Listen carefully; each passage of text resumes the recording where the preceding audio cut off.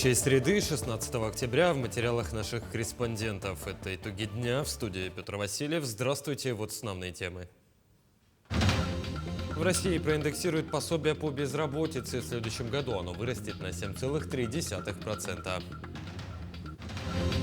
В Якутии с помощью беспилотника доставили 150 килограмм груза. Всего выполнили 46 демонстрационных полетов БПЛА.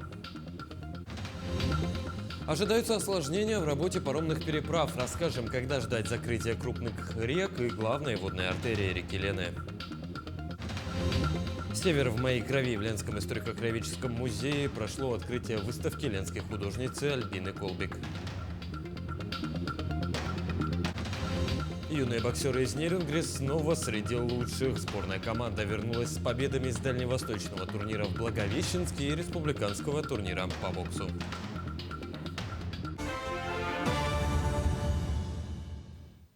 В России проиндексируют пособие по безработице. В следующем году оно вырастет на 7,3%, заявил министр труда и соцзащиты Антон Котяков. Таким образом, максимальный размер выплат составит 14 742 рубля. На максимальный размер пособия могут претендовать граждане, которые постоянно работали, но остались без дохода. Минимальный назначается тем, кто прежде официально не был трудоустроен, долгое время не имел постоянного заработка или кого уволили за виновные действия. При этом Котяков отметил, что расходы на пособие несколько снизили с учетом рекордно низкой безработицы в стране. Более 125 тысяч семей смогли приобрести квартиры и построили собственное жилье на Дальнем Востоке и в Арктике по программе «Дальневосточная и арктическая ипотека». Так, порядка 118 тысяч льготных ипотек выдано жителям ДФО и почти 8 тысяч предоставлено жителям арктической зоны страны. Общая сумма выданных кредитов превысила 587 миллиардов рублей. Отмечу, что 100% получателей кредитов – это социальные категории. Так, свыше 22 тысяч медработников и педагогов смогли улучшить свои жилищные условия с помощью данной меры поддержки. В Якутии беспилотная авиация выполнила 46 демонстрационных полетов и доставила 150 килограмм груза. Об этом сообщил глава региона Айсан Николаев. Так, в эти дни в горном районе впервые провели пробные полеты беспилотным воздушным судном. БПЛА перевез малогабаритный груз из села Бердигистях в село Кептин. Дальность полета составила 150 километров. Жители отдаленного Наслега получили посылки в целости и сохранности. По словам главы региона, сейчас ведется работа по переходу от экспериментального использования беспилотников к более практическому их применению. На сегодняшний день паромная переправа Якутск-Нижний Бестях работает в штатном режиме. Пока погодные условия позволяют паромам курсировать, однако каждый день может нести свои коррективы. Сколько паромов работает на линии, ориентировочно когда планируется закрытие, знает Даяна Федорова. Выпускается 8-я линия на причал номер 2. Повторяю, погрузка производится на 2-м причале. Диспетчер – связующее звено между паромами, экипажами и пассажирами. На сегодняшний день курсируют 11 паромов. Суда осуществляют рейсы по мере наполнения. С октября уже намного меньше машин, потому что уже и холодно, никому не нужно на ту сторону, видимо. А грузовых много. Легковых не так много, грузовых достаточно. Потому что им нужно успеть. Извините, мне нужно ответить. На связи? Диспетчеру нужно всегда быть на связи. Именно он обеспечивает движение в акватории и размещение паромов на причалах. Постоянно нужно держать связь с паромами, чтобы как-то распределять вот опять-таки транспорт. Они там занимаются на паромах, а мы здесь, на берегу. С наступлением октября уровень воды в реках снижается, а лед начинает образовываться на поверхности. Несмотря на сложные климатические условия, паромные переправы остаются жизненно важными для местного населения. Осуществление перевозок будет зависеть от обстановки. Мы наблюдаем то, что отсутствие льда, снега и всего остального, летний режим сохраняется. 950 самая дешевая единица у нас. Все осталось на том же уровне, как и летом. Также, согласно расписанию, мы начинаем с 5:30 с одного берега и с другого. В ближайшее время ожидаются осложнения в работе паромных переправ на территории республики. Они связаны с ухудшением погодных условий, вызванных усилением ветров и снижением температуры воздуха. Паромная переправа через реку Вилюй функционирует в осложненной обстановке. В ночное время наблюдается отрицательная температура, это минус 8, минус 9, особенно на Вилюйской группе районов. И вот первые уже ледовые явления появились на реке Марха, появляются уже в районе поселка Верхневилюйск.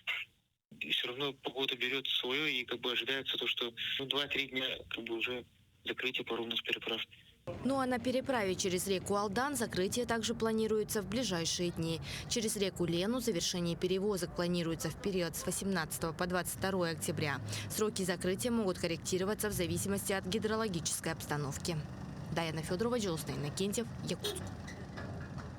Жители микрорайона Птицевод обеспокоены изменением движения автобусов. С ноября ни один из них не будет доезжать до школы номер 6, которая находится в районе ДСК. Новый 11-й маршрут курсирует с периодичностью в 2 часа и не останавливается возле школы, где учатся большинство детей района. Сейчас единственным автобусом, доезжающим до образовательного учреждения, является 14-й. Однако же и у него ближайшая остановка находится на улице Ивана Кульбертинова. Вместе с тем, уже с начала ноября 14-й автобус перестанет ездить по нынешнему маршруту. Учащиеся не будут иметь возможность ездить в общеобразовательное учреждение. Вся инфраструктура, она будет на ДСК. Дети учатся на ДСК, детсады, кинотеатры, школы. Скоро там еще одна школа строится, опять дети туда будут ходить. Это поликлиника будет новая, там говорят. У нас 2 детей. Им надо в школу ходить. Им надо как до сюда ехать на пересадке, потом на 16-й садиться. 14-й хоть до школы доезжал, а 16-й едет конечная воинская. До школы вообще не едет. Детский сад номер 88 в Якутске отмечает 45-летний юбилей. В этом году он впервые участвует в программе поддержки местных инициатив. Подробности в следующем сюжете. Уже 45 лет сотрудники детского сада «Академия детства» присматривают за своими воспитанниками. За эти годы через него прошли тысячи детей. Пройден целый жизненный путь, наполненный кропотливым трудом и искренней заботой. Сегодня дошкольное учреждение – динамично развивающийся садик, который посещают более 300 детей. В 2019 году детский сад был передан в городской округ Якутск, как все ведомственные сады, по распоряжению Дмитрия Анатольевича Медведева. При поддержке Управления образования города Якутска, главы Евгения Николаевича Григорьева, начальника Марии Петровны Петровой, в детском саду отремонтированы группы. И если в 2019 году в саду функционировало 4 группы, то сегодня у нас открыты все 12 групп. Одной из форм дополнительного образования в саду являются кружки. Они направлены на расширение как общих, так и специальных знаний. Дети изучают китайский и английский языки, ботанику, занимаются шахматами, шашками, а также хореографией и музыкой. Сохранение и укрепление здоровья воспитанников – одна из самых важных задач, возложенных на детский сад. Ее решение во многом зависит от правильной организации соответствующей среды. Коллектив детского сада при поддержке родительской общественности принял решение участвовать в программе поддержки местных инициатив в следующем году. Нам очень хочется, чтобы у детей была современная детская площадка, горки, домики, качели, карусели, мягкие бафы с оградкой, да? И у нас уже есть готовый проект со сметой. Помимо заботы о своих воспитанниках, сотрудники детского сада не забывают и об окружающих. В том числе оказывается поддержка бойцам специальной военной операции. Сотрудники дошкольного учреждения выступают волонтерами и регулярно шьют одежду и плетут маскировочные сети. А в октябре весь коллектив сдал однодневную заработную плату в Фонд Победы. Шьем одежду для ребят, мешки. Все это в мешочек, все слаживается. Вяжем подшлемники. Чтобы улучшить результаты, детский сад решил принять участие в программе поддержки местных инициатив. Ведь этот механизм позволяет решать социальные вопросы быстро и эффективно. И самое главное, в пользу детей. Коллектив и родители воспитанников верят, что их проект станет победителем. Юрий Осипов, Лилия Уваровская, Георгий Григорьев, Якутск. В Якутске стартовал 2-й этап молодежного технологического форума инженерных решений. Первый этап прошел в начале сентября и включил в себя 7 модулей, направленных на предоставление новых знаний и практических навыков. Подробности знает Вероника Таюрская.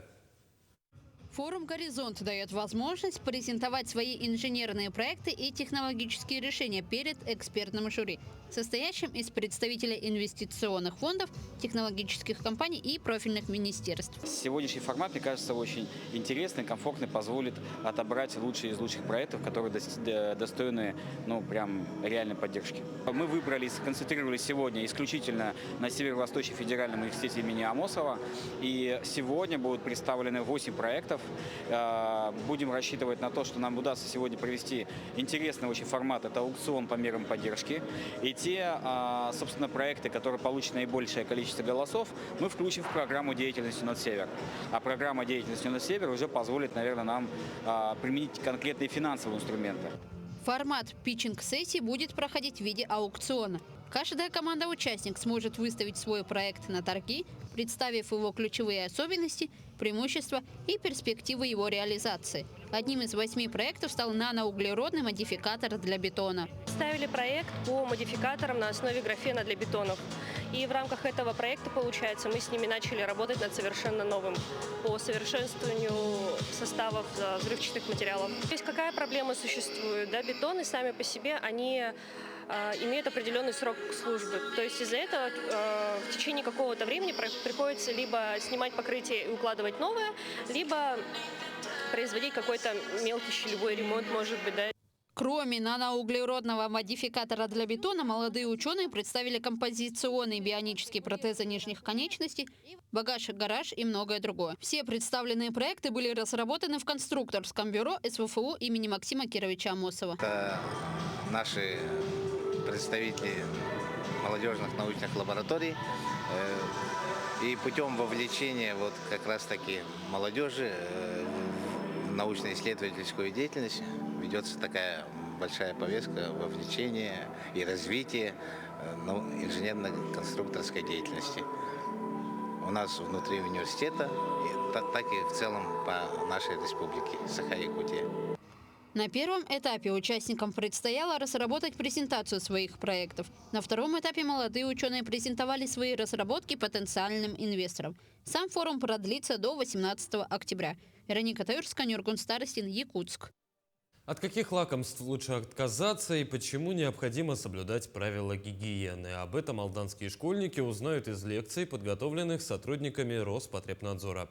Встречи проходят в рамках Всемирных дней чистых рук и Дня здорового питания, которые отмечают в середине октября.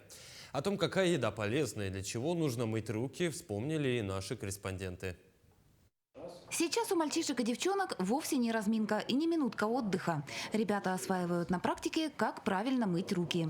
А один из главных гигиенических навыков школьникам показывает представитель Роспотребнадзора со своим ассистентом Гаврила. 15 октября проводится Всемирный день чистых рук, 16 октября Всемирный день здорового питания.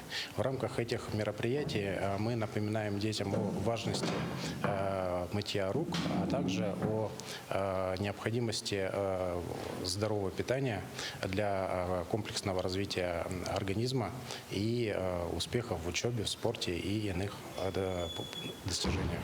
Встречи со школьниками сотрудники Роспотребнадзора организуют в рамках важных дат. Одна из лекций была проведена для воспитанников Алданского центра помощи детям-сиротам и детям, оставшимся без попечения родителей.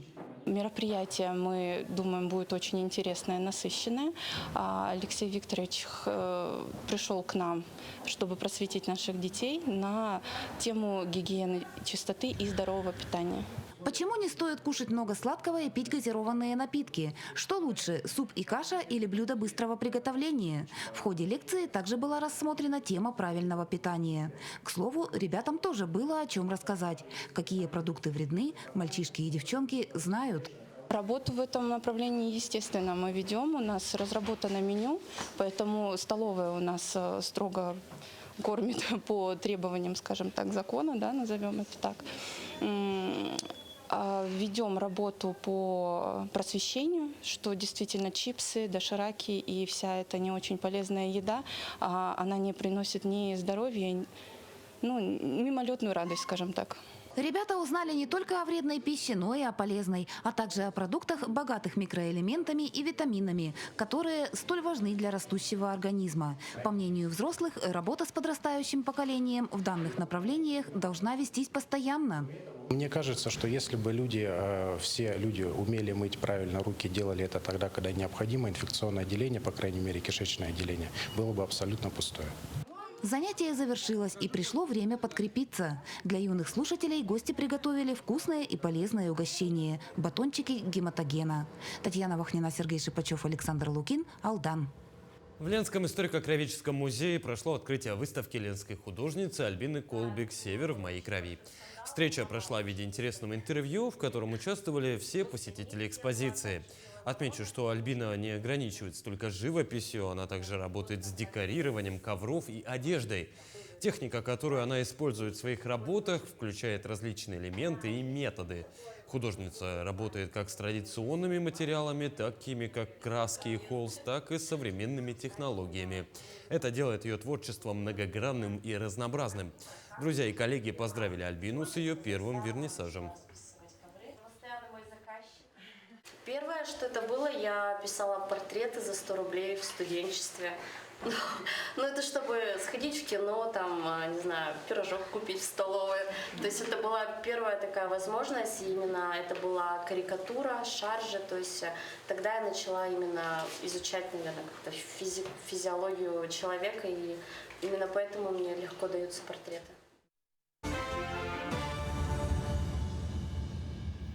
В этом году еще 9 жителей Мирнинского района примкнули к рядам предпринимателей. Они воспользовались мерой поддержки, все больше становящейся популярной среди населения.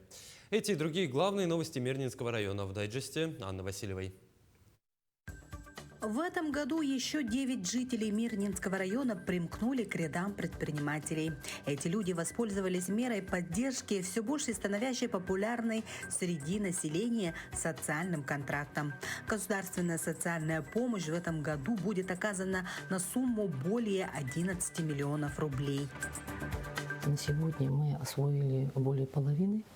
Значит, есть еще заявления, они находятся в работе у нас. По осуществлению индивидуальной предпринимательской деятельности здесь хочется так кратко озвучить, да, что помощь оказывается до 500 тысяч рублей, из них 350 тысяч из средств федерального бюджета и 200 тысяч из средств регионального бюджета. Также хочется здесь подчеркнуть, именно по этому направлению на осуществление индивидуальной предпринимательской деятельности могут обратиться наши пенсионеры в возрасте до 70 лет, да, и граждане с инвалидностью трудоспособного возраста. Ученики городской школы номер 7 вот уже второй год плетут маскировочные сети, делают сухой душ, заливают окопные свечи. В свободное от учебы время вместе с классным руководителем Викторией Борисовой школьники приходят в волонтерский штаб. Школьники знают, что маскировочные сети помогут военным скрыть от глаз противника технику, инженерные сооружения и места укрытия самих бойцов. Каждый, кто плетет сети, верит, что они помогут сохранить чью-то жизнь. Дети верят, что маленький вклад приблизит бойцов к победе. У нас есть ежемесячная акция «Письмо солдату». Дети пишут красочные письма. В прошлом году в это же время мы проводили мастер-класс в нашей школе с 1 по 11 класс. Приходят сюда на досуге, плетут сети. «Мирные руки ангела» – это те волонтеры, которые встречают каждого ученика очень душевно. То есть мы приходим, мы приходим как будто в нашу дружную семью. Мы занимаемся сетями, мы плетем их примерно по 3 часа в день.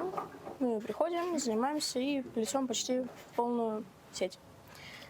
Там остается примерно несколько метров, но мы постараемся доплетать все. Получаются очень хорошие сети, и мы сдаем их. И получается хорошая защита от врагов.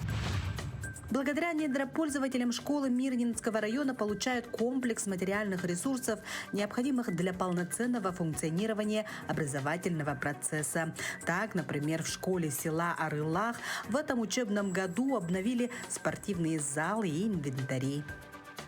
Новые маты, теннисный стол, новые баскетбольные щиты, мячи волейбольные, баскетбольные. Также тренажер нападающего удара по волейболу. Также новый инвентарь по флорболу. Это набирает популярность этот вид спорта.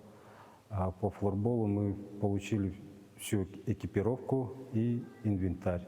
Очень много полезного. Теперь все наши дети могут полноценно заниматься любимыми видами спорта. Это повлияет на их здоровье, также на учебу могут повлиять. На равнинных землях у подножия живописной горы Той-Хая располагалось село с одноименным названием. К сожалению, в 60-е годы поселок с 500 жителями оказался в зоне затопления под Вилюйское водохранилище. Жителей переселили в другие села Мирнинского района. Сегодня в живых осталось мало той-хаинцев. Восстановить картину жизни села помогают их дети, внуки, правнуки.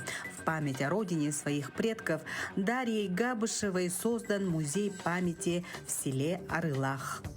Вообще была впечатлена, насколько они любили свою родину, они были преданы, они хотели, чтобы мы, потомки, жили в лучшем. И каждый из них участвовал в поиске алмазов, были каюрами, проводниками, потому что когда пришла экспедиция, никто не знал тропы, только вот жители села Той-Хая, они знали и с удовольствием помогали экспедиции в поиске алмазов. Были и каюрами, и проводниками. Вот. Они внесли огромный вклад в открытие века. Вот. «Мой край, мой исток, здесь моя дорога». Книга с таким названием была выпущена в этом году. В этой книге собраны сведения по истории села Той-Хая, а также воспоминания жителей и их потомков. Нашей командой был выигран грант «Культурный код». И в этом году на Исахе мы сделали презентацию нашей книги.